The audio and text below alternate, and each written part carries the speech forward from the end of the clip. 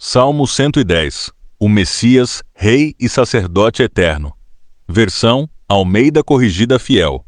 Integrado ao estudo de Hebreus, Levítico 23, Daniel 9, texto bíblico, Salmo 110, ACF.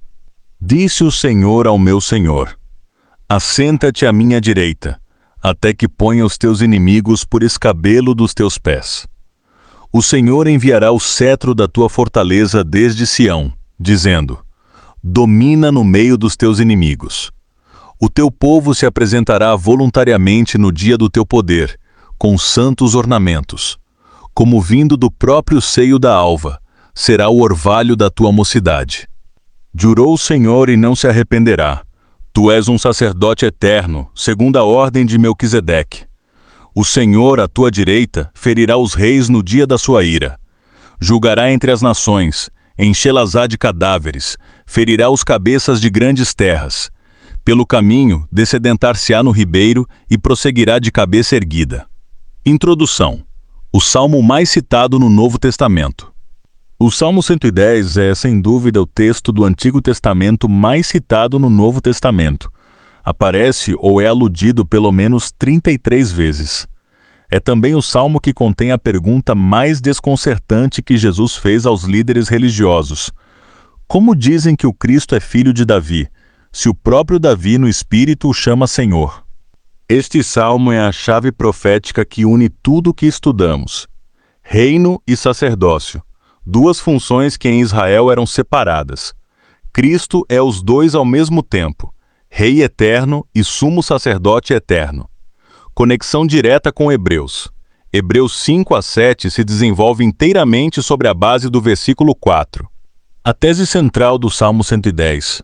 O Messias não é apenas um descendente humano de Davi, é o Filho de Deus, entronizado à direita do Pai, com um sacerdócio que nunca acaba. Análise didática e profética, versículo por versículo. Versículo 1. A entronização. Disse o Senhor ao meu Senhor. Disse o Senhor ao meu Senhor: assenta-te à minha direita, até que ponha os teus inimigos por escabelo dos teus pés. Duas pessoas divinas, uma profunda distinção. No original hebraico, aparecem dois nomes distintos: Yahvé, Deus Pai, a fonte; Adonai, o Messias, o Filho. Davi, sob inspiração do Espírito, fala: o Senhor disse ao meu Senhor. Ou seja, Davi chama o seu próprio descendente de Senhor. Isso é impossível se o Messias fosse apenas humano. Por isso Jesus usou este versículo para silenciar os fariseus. Assenta-te à minha direita, obra concluída. Sentar-se à direita do trono é igual posição de máxima autoridade, poder e igualdade com o Pai. Não é um trono de espera, é o trono após a obra estar concluída.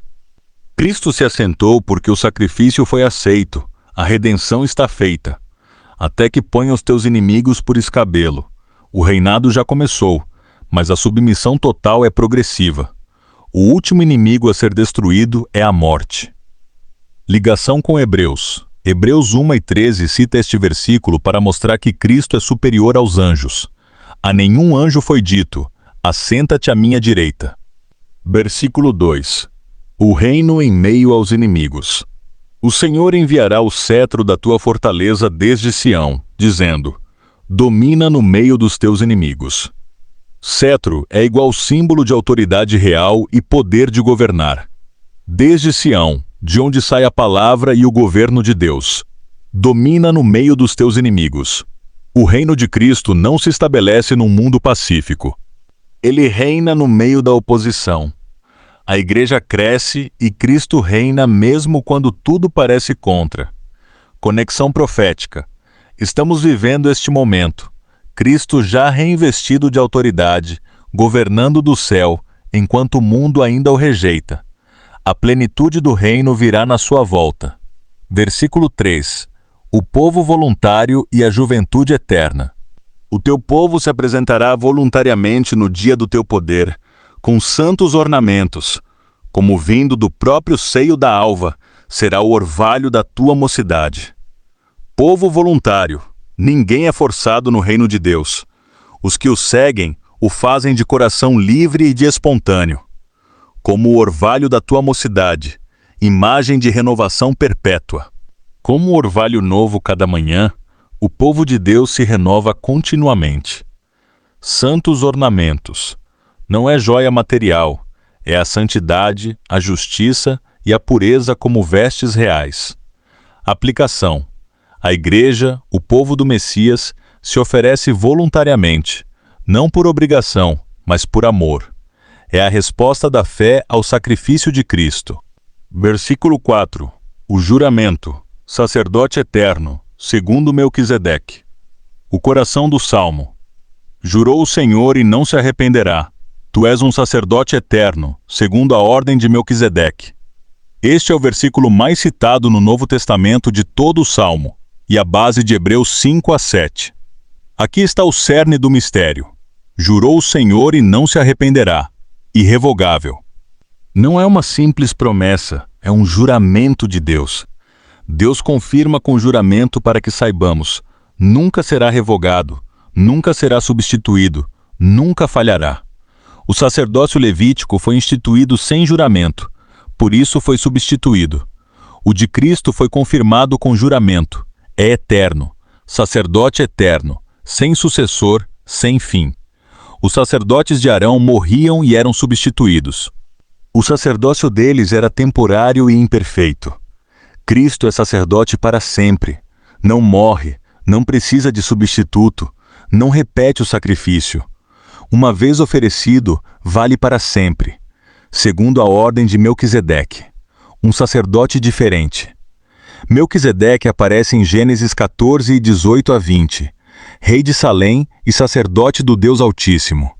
Abraão lhe deu o dízimo e recebeu a bênção. Ele é apresentado sem pai, sem mãe, sem genealogia, sem princípio nem fim de vida, figura prefigurativa do Filho de Deus. A diferença radical. O sacerdócio de Arão era da tribo de Levi. Cristo veio de Judá, tribo que não tinha função sacerdotal na lei. Por isso, o sacerdócio de Cristo não vem da lei, vem de uma ordem superior e eterna. Rei, males, sacerdote. Em Israel, as duas funções eram separadas. Reis de Judá, sacerdotes de Levi. Tentativas de unir as duas sempre terminaram em juízo. Só o Messias pode ser os dois ao mesmo tempo, e para sempre. Ligação com Hebreus. Hebreus 5-7 se desenvolve inteiramente sobre este versículo. Cristo não é sacerdote segundo Arão, mas segundo Melquisedeque, e por isso seu sacerdócio é perfeito, eterno e suficiente para salvar completamente os que por ele se chegam a Deus. Versículos 5-6. O juízo sobre as nações. O Senhor, à tua direita, ferirá os reis no dia da sua ira. Julgará entre as nações, enchê-las-á de cadáveres, ferirá os cabeças de grandes terras. Após a entronização e o sacerdócio, vem o juízo.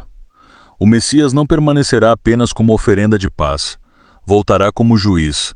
No dia da sua ira, corresponde ao período da 70ª semana de Daniel, o tempo de juízo sobre as nações. Conexão com as festas do outono. A festa das trombetas e a festa da expiação prefiguram este momento. Versículo 7. A vitória final. Pelo caminho, descedentar-se-á no ribeiro e prosseguirá de cabeça erguida. Imagem de cansaço refrescado no caminho. Cristo, que sofreu e bebeu o cálice da aflição, é restaurado e avança vitoriosamente. Cabeça erguida, sinal de vitória completa, nada o detém. A jornada da cruz culmina em triunfo absoluto. Acréscimo ao estudo. Salmo 110 mais Hebreus mais calendário profético. O que as festas de Levítico 23 e as 70 semanas de Daniel formam um roteiro perfeito. Salmo 110 revela quem cumpre cada etapa e com que autoridade. A entronização após a Páscoa. Páscoa é igual a Cristo morre e ressuscita. Cumprido. Salmo 110, 1 é igual a assenta-te à minha direita. Acontece após a ressurreição e a ascensão. A obra está concluída. Cristo não está mais na cruz, não está no túmulo, está entronizado. Conexão com Daniel 9. A morte e exaltação do ungido acontecem no fim da 69ª semana. Salmo 110 confirma que após o sofrimento vem a coroação. Ponto 2. O sacerdócio eterno. Cumprimento de todas as festas. Levítico 23 exigia sacrifícios repetidos dia após dia, ano após ano, todos feitos por sacerdotes levíticos que morriam. Salmo 110:4 anuncia um sacerdote que oferece uma vez e permanece para sempre. Por isso, não há mais sacrifício necessário. Hebreus 10:12-13 confirma: Cristo, oferecendo um único sacrifício pelos pecados, assentou-se à destra de Deus, esperando até que os seus inimigos sejam postos por escabelo dos seus pés. O Salmo 110 é citado como cumprido. A festa da expiação. O sumo sacerdote entrava no lugar santíssimo com sangue alheio, uma vez por ano. Cristo entrou no céu uma vez com o seu próprio sangue e permanece lá como nosso sumo sacerdote eterno. Ponto 3. O intervalo da igreja, o reino no meio dos inimigos. Salmo 110:2 diz: domina no meio dos teus inimigos. Descreve exatamente o tempo em que vivemos. Cristo já reina, mas o mundo ainda o rejeita. Salmo 110:3 diz: o teu povo se apresentará voluntariamente. A igreja é formada por voluntários, não por escravos. Pessoas de todas as nações respondem livremente ao chamado.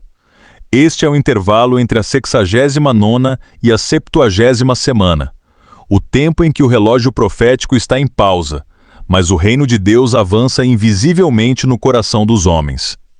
Ponto 4. O juízo e a volta, o fim do intervalo. Salmo 110, 5-6 descreve o que acontece quando o intervalo acaba. O Messias volta para julgar as nações.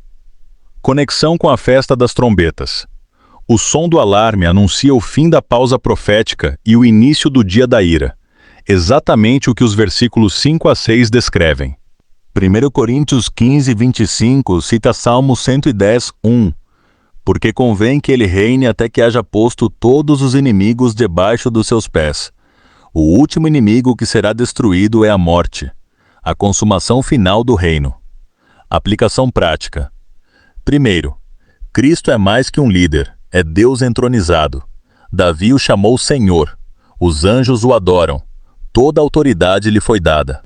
Creia nele como Senhor de tudo. Segundo, o sacrifício de Cristo é suficiente, não precisa de acréscimo. Ele é sacerdote eterno.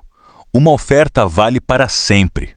Não tente completar o que Cristo já fez.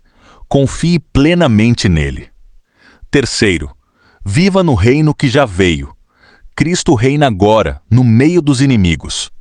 Não espere o mundo se tornar perfeito para viver pela fé.